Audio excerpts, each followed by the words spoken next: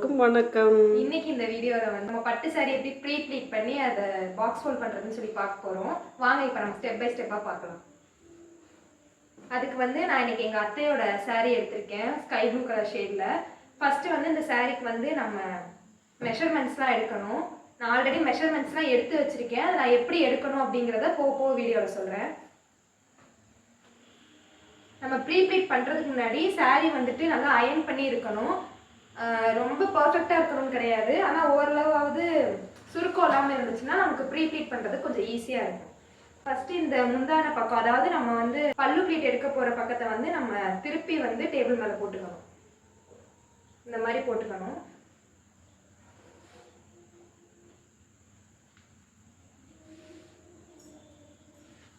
இந்த மாதிரி போட்டுட்டு இந்த சைடு வந்து நவுறாம இருக்கிறதுக்கு ஒரு கிளிப் வந்து நீங்க வச்சு செக்யூர் பண்ணிக்கணும். இதுக்கு வந்து ப்ரீ கிளிப் கிளிப்னே ஒன்று கிடைக்கும். அப்படி இல்லைன்னா உங்க வீட்டில் இருக்கிற பெரிய சைஸ் கிளிப்பு, இந்த டேபிளுக்கு வந்து படுற மாதிரி பெரிய சைஸ் கிளிப்பு, அப்படி இல்லைன்னா உங்களோட தலைக்கு போகிற கேட்ச் கிளிப்பை கூட நீங்க வந்து யூஸ் பண்ணிக்கலாம். இன்னைக்கு வந்து நான் பெரிய கிளிப் இருக்கு, அதை யூஸ் பண்ணிக்கிறேன்.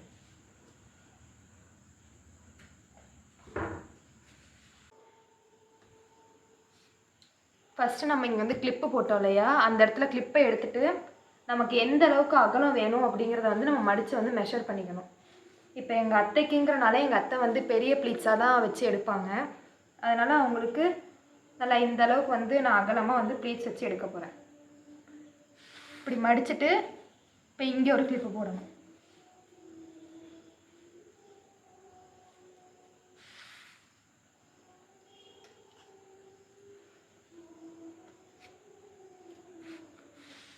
போட்டதுக்கு அப்புறமா இப்போ நம்ம இந்த மடித்த இடத்த வந்து லைட்டாக அயன் பண்ணிக்கணும். நமக்கு ஒரு லைன் வந்து கிடைக்கணும், அப்போ தான் நமக்கு அடுத்தடுத்து ப்ளீட் பண்ண வந்து கரெக்டாக இருக்கும். அதனால் இந்த இடத்த மட்டும் நம்ம லைட்டாக அயன் பண்ணி எடுத்துக்கணும். நெக்ஸ்ட்டு திருப்பி இதை வந்து விரித்து வச்சு இந்த இடத்துலையே வந்து செக்யூர் பண்ணிவிட்டு இப்போ ஸ்டார்டிங் பாயிண்ட்லேருந்து நம்ம எந்த இடத்துல அந்த கோடு மடித்தோமோ அங்கே வரையும் வந்து வச்சு அயன் பண்ணி எடுத்துக்கணும். அப்போ தான் நமக்கு ஒரு லைன் மாதிரி ஃபார்ம் ஆகும். நமக்கு வந்து ப்ரீ ப்ளீட் பண்ணுறதுக்கு, பல்லு ப்ளீட் எடுக்கிறதுக்கு கொஞ்சம் ஈஸியாக இருக்கும்.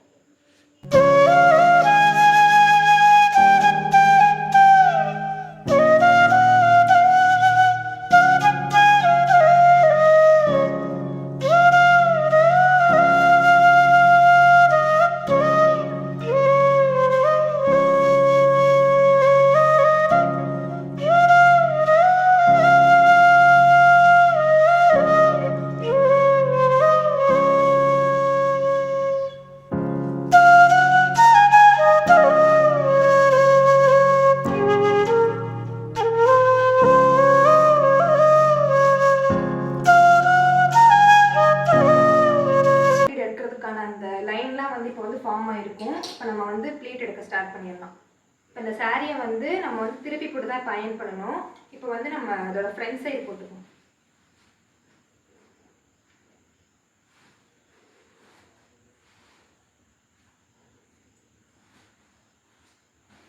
இந்த மாதிரி நமக்கு அழகாக லைன்ஸ் மாதிரி ஃபார்ம் ஆகிருக்கும். இப்போ இதை வச்சு நம்ம ஈஸியாக வந்து ப்ளீட் எடுத்துடலாம். நம்ம ஃபஸ்ட்டு லைன் வந்து இங்கே போட்டிருந்தோம். நெக்ஸ்ட்டு ஒரு லைனை விட்டுட்டு அதுக்கு அடுத்த லைன் வந்து எடுக்கணும். அதே மாதிரி ஒரு லைன் விட்டுட்டு அடுத்த லைன் எடுக்கணும்.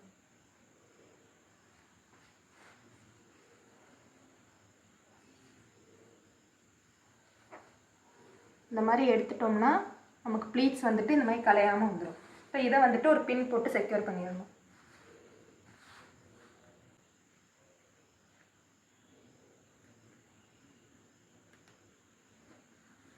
இப்போ நம்ம இதை வந்து டேபிளோட டாப்பில் வச்சு கிளிப்பு போட்டு மீதி ப்ளீட்ஸ் எல்லாம் எடுத்துடலாம்.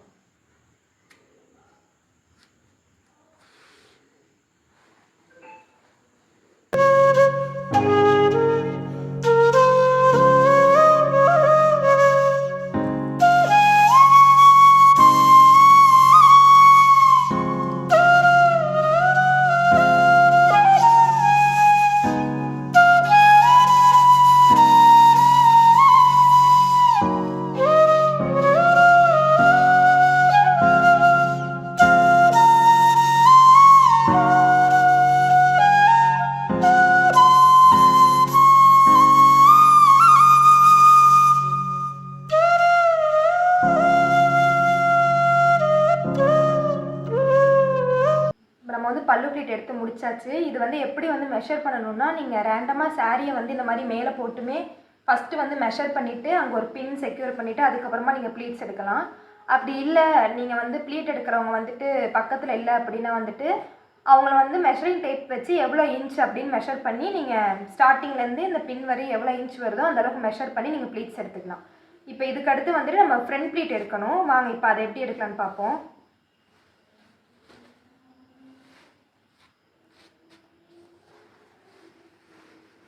இப்போ அதுக்கு வந்துட்டு நம்ம எங்கே இந்த பின்னை வந்து என் பண்ணியிருக்கோமோ பல்லு ப்ளீட்டில் அதை வந்து செக்யூர் பண்ணிடுவோம்.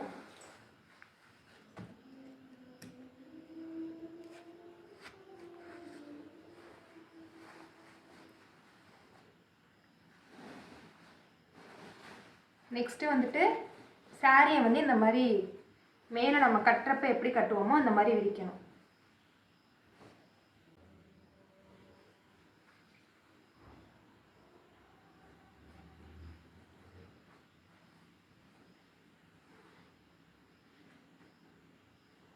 எப்பயுமே வந்துட்டு நம்ம சென்டர் ப்ளீட் எடுக்கிறப்ப இந்த ஃப்ரண்ட் சைடு இருக்கிற ப்ளீட் வந்துட்டு நேராக தான் இருக்கணும். ஏன்னா அது வந்து தள்ளிட்டோம்னா நமக்கு வந்து சைடு அடிக்கிற மாதிரி இருக்கும். ஸோ அதை வந்து ஃபஸ்ட்டு நம்ம நேராக வச்சு இங்கே ஒரு கிளிப்பு போட்டுடணும்.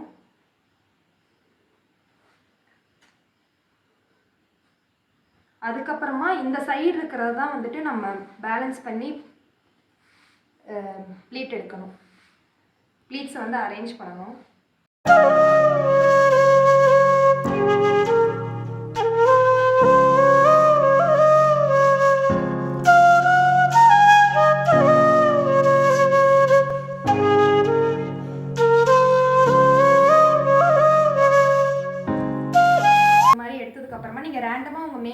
பார்த்தே வந்து இந்த ப்ளீட்ஸ் வந்து அரேஞ்ச் பண்ணிவிட்டு அதுக்கப்புறம் டேபிளில் போட்டு அயன் பண்ணலாம்.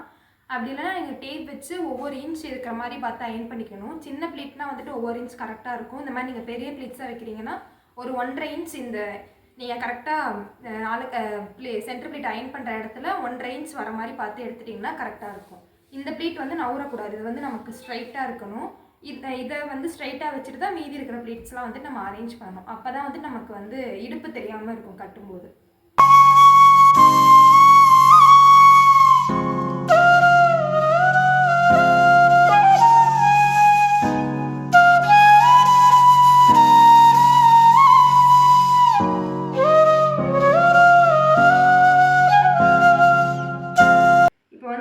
ஃப்ரண்ட் ப்ளீட் வந்து இங்கே எடுத்திருக்கோம். நம்ம வந்து ஃப்ரண்ட் ப்ளீட் மட்டும் எடுத்தால் பத்தாது. நம்ம இப்படி சுற்றி கட்டுற இந்த சைடும் வந்துட்டு ப்ளீட் எடுத்துக்கணும். அப்போ தான் நம்ம வந்து கட்டுறப்போ வந்து அந்த ப்ளீட்ஸ்லாம் வந்து அழகாக தெரியும். இப்போ அதுக்கு நம்ம என்ன பண்ணணும்னா, நம்ம எடுத்த வரையும் ப்ளீட்ஸை வந்து அந்த டேபிளோட டாப்பில் வந்து செக்யூர் பண்ணிவிட்டு மீதி இருக்கிற இடத்துலையும் வந்து நம்ம அயன் பண்ணி எடுக்கணும்.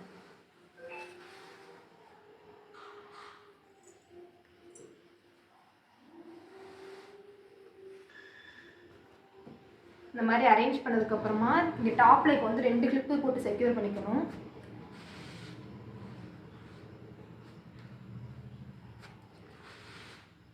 ஃபஸ்ட்டு நம்ம வச்சதுக்கு விட இப்போ கொஞ்சம் நம்ம வந்து லென்த்து வந்து கூட தான் வைக்கணும். ஏன்னா அப்போ தான் நம்ம இடுப்பை சுற்றி கட்டுறப்ப வந்து நம்ம கரெக்டாக வரும். பெரிய பெரிய பார்டராக வந்து நம்ம கேப் விட்டு விட்டு இந்த மாதிரி லைட்டாக அயன் பண்ணி எடுத்தால் போதும்.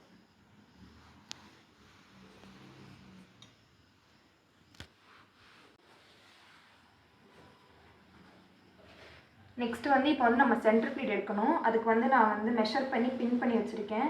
இதை நீங்கள் எப்படி வந்து மெஷர் பண்ணணும்னா, நீங்கள் ரேண்டமாக ரஃப்பாக வந்து உங்கள் மேலே வந்து சாரீ கட்டுற மாதிரி பார்த்துட்டு எந்த இடத்துல உங்களுக்கு பின் குத்த வருதோ, இப்போ வந்து நீங்கள் வந்து கரெக்டாக இந்த இடத்துல நீங்கள் பின் பண்ணுவீங்க அப்படின்னா அந்த இடத்துல வந்து ஒரு 4 இன்ச் விட்டுட்டு நீங்கள் வந்து சேஃப்டி பின் செக்யூர் பண்ணிக்கணும்.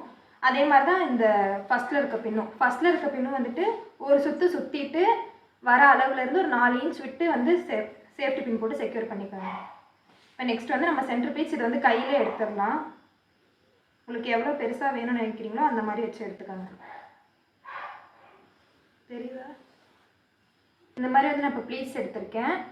உங்களோட உள் சுத்துக்கு அப்புறம் வர பின் வந்துட்டு இந்த சைடு இருக்கணும், உங்களோட ரைட் ஹேண்ட் சைடு. அப்புறம் உங்கள் முந்திக்கு பக்கத்தில் வர பின் அதாவது உங்கள் ஃப்ரண்ட் பீட் பக்கத்தில் வர பின் வந்துட்டு உங்கள் லெஃப்ட் சைடு இருக்கணும். இந்த மாதிரி நீங்கள் ப்ளீட்ஸ் அரேஞ்ச் பண்ணிவிட்டு இப்போ இந்த ப்ளீட்ஸை வந்து ஒன்று மேலே ஒன்றா வச்சு அரேஞ்ச் பண்ணி அயன் பண்ணிக்கலாம். இப்போ நம்ம இங்கே வந்துட்டு சின்ன சின்னதாக மேலே மேலே லைட்டாக கேப் விட்டு எடுத்துப்போம். அதாவது ஒரு 1/2 இன்ச் விடுற மாதிரி. இந்த மாதிரி ஒன்று மேலே ஒன்று அரேஞ்ச் பண்ணிக்கோங்க.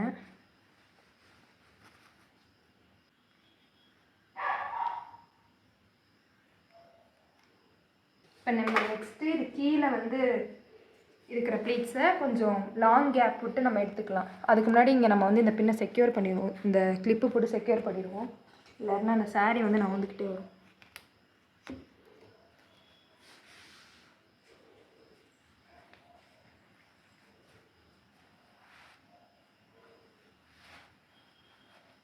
இதை வந்துட்டு நம்ம கொஞ்சம் லாங் கேப் விட்டுட்டு நம்ம வச்சோன்னா கட்டுறப்ப நல்லா ஃப்ளஃபியாக தெரியும்.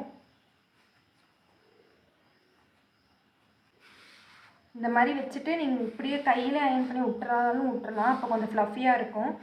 அப்படி இல்லை நான் ஃபுல்லாக அயன் பண்ணுறவங்க மேலே வந்து அயன் பண்ணிக்கலாம். நம்ம இப்போ வந்து அயன் பண்ணிடுவோம்.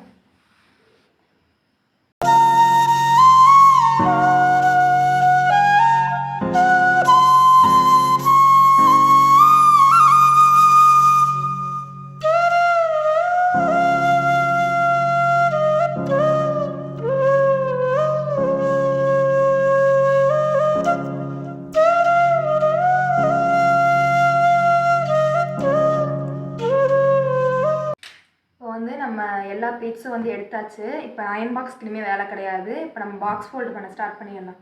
நம்ம லாஸ்ட்டாக வந்துட்டு இப்போ சென்டர் ப்ளீட் தான் எடுத்தோம். இதே பார்ட்டை இப்போ நம்ம வந்து அப்சைட் டவுனாக வந்து திருப்பி போட்டுக்கலாம்.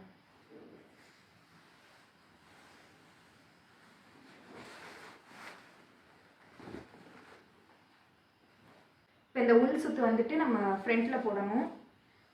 இந்த மாதிரி போட்டுட்டு உங்களுக்கு எந்த அளவுக்கு வந்து பாக்ஸ் வந்து வேணும் உங்களுக்கு எந்த அளவுக்கு பாக்ஸ் வேணுமோ அந்த அளவுக்கு வந்து நம்ம அகலம் விட்டுக்கலாம்.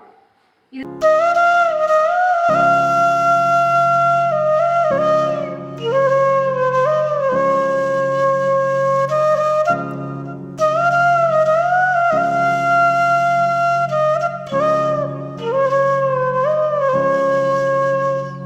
நெக்ஸ்ட் வந்துட்டு நம்ம ஃப்ரண்ட் ப்ளீட்டும் பல்லு ப்ளீட்டும் எடுத்தோம்ல, அதை வந்து மடிக்கணும்.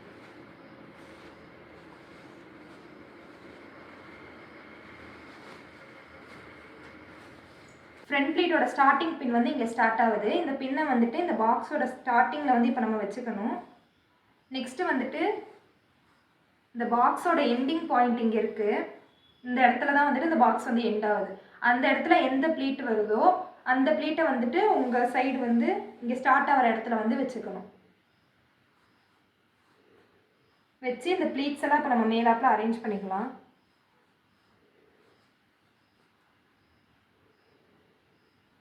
இது நகராமல் இருக்கிறதுக்கு நீங்கள் இங்கே ஒரு கிளிப்பு போட்டுருங்க. போட்டுட்டு பேலன்ஸ் ப்ளீட்ஸ்லாம் வந்து நம்ம அரேஞ்ச் பண்ணிக்குவோம். சும்மா லைட்டாக அரேஞ்ச் பண்ணிட்டா போதும். நெக்ஸ்ட் இப்போ எக்ஸஸாக இருக்கிற சாரியையும் இப்போ உள்ளார வச்சு நம்ம மடிச்சிடலாம்.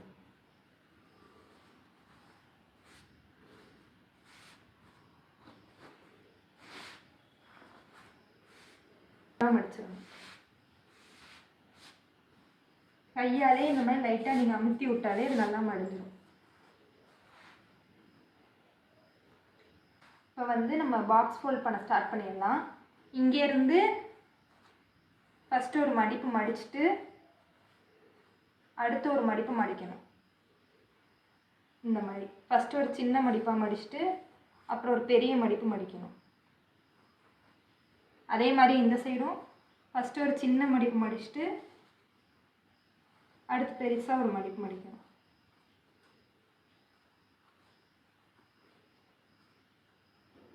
இது உங்களுக்கு கரெக்டாக பாக்ஸ் ஷேப்பில் வரலன்னா நீங்கள் ஓப்பன் பண்ணி அட்ஜஸ்ட் பண்ணிக்கலாம். ஏன்னா எல்லா சாரியும் ஒரே மாதிரி வராது.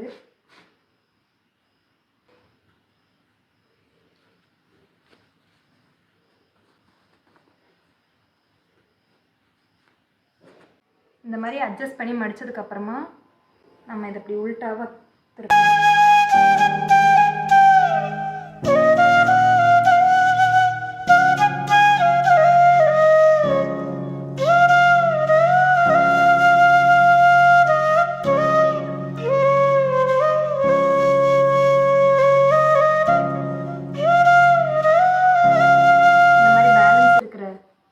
முந்தி பார்ட்டையும் அவ்வளோதான், பாக்ஸ் ஃபோல்டிங் ரெடி ஆயிடுச்சு. நீங்கள் இந்த மாதிரி பாக்ஸ் ஃபோல்ட் பண்ணி வச்சுக்கிட்டிங்கன்னா எங்கேயாச்சும் ஃபங்க்ஷனுக்கு கிளம்புறப்ப ஈஸியாக வந்து saree கட்டிக்கலாம். உங்களுக்கு இந்த பாக்ஸ் ஃபோல்டிங் வீடியோ, இந்த pre pleating and box folding video பிடிச்சிருந்துச்சுன்னா மறக்காமல் நம்ம சேனலை சப்ஸ்கிரைப் பண்ணிக்கோங்க. பாய் பாய் சொல்லுங்க. பாய்.